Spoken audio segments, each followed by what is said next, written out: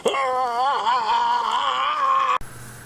everyone, welcome back to the B-Movie Bunker. Today we're looking at 2015's Crimson Peak, brought to us by Guillermo del Toro. This one is a bit of a kind of gothic romance with ghosts. The basic premise of the story is we have Edith. Edith is the daughter of a Buffalo, New York businessman, and she ends up falling for Thomas Sharp, who is a baronet from England, who has come over seeking investors to help with his family's old clay mine, to kind of reclaim the wealth and prestige that his family once had, along with his sister Lucille. The movie really starts to develop as far as kind of a ghosty type, dark secrets, dark past type story. Once everyone goes back to England to their ancestral home, the Sharps' ancestral home. This movie, I really wanted to like this one a lot. I'm a big Guillermo del Toro fan, and especially when it comes to his horror films, Orphanage, Devil's Backbone. I mean, I love his work. There was just something with the story that just didn't quite work for me. First of all, I felt the story was hugely predictable in almost every way. I was not really left wondering what was going to happen or what was going on at any point. I had things pegged down like right away, and I don't know. It almost feels like that was intentional, and if it was, I think it was the wrong way to go. I will say, though, that visually, it is a stunning movie. Guillermo del Toro definitely has his own style, and he makes very beautiful films. But this one, the story was just... It didn't do the visuals justice, I think. And when you throw on the fact that you have some brilliant acting, I think, in this, it makes the glaring issues with the story just pop that much more, because you have such a beautiful setting. The mansion that they have is just absolutely gorgeous, and I love the way it looks. Mostly, I think going for that kind of gothic feel, it felt at times a little too crisp to me. I would have liked it a little gloomier, a little darker, in that regards, to feel more kind of gothic, more, ghosty-ish, I guess, for lack of a better term.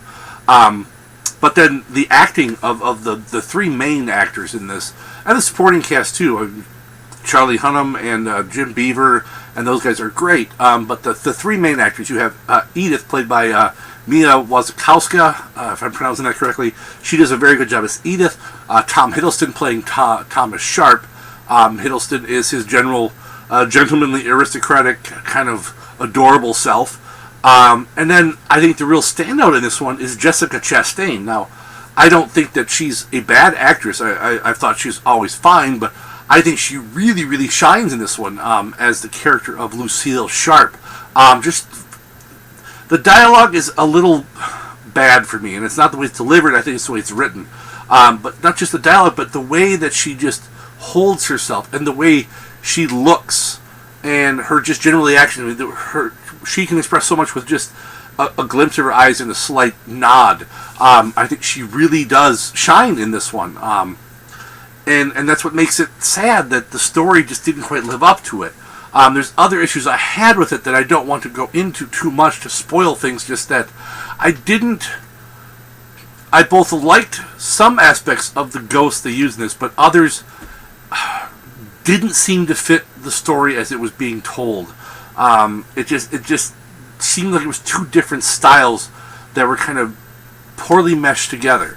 On a scale of 1 to 10, this is so we were joking on the Spoiler Room podcast that I participated in, where we talked about this film, and I think this is, if Guillermo del Toro's horror type films, or horror-esque feeling films, were submarine movies, so like the best submarine movie ever is Das Boot, and the worst submarine movie ever is probably Up Periscope.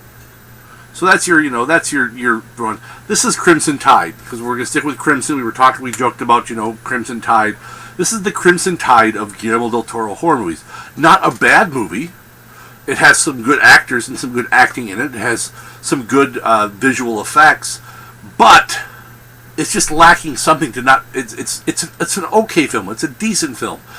I still enjoyed it, but it didn't quite get to the degree I wanted it to get to, that I hoped it would get to. I would have liked a little bit better of a story. And I think that clocking in at just under 2 hours, it felt like there wasn't enough setup going into the story. I think the beginning could have been drawn out a little bit more to give a better feel to the story. And I'm used to going into a Del Toro film expecting a slower, more methodical pace towards things and a better setup. This one seemed to be lacking a bit in the setup, and especially when you make things so predictable in some ways.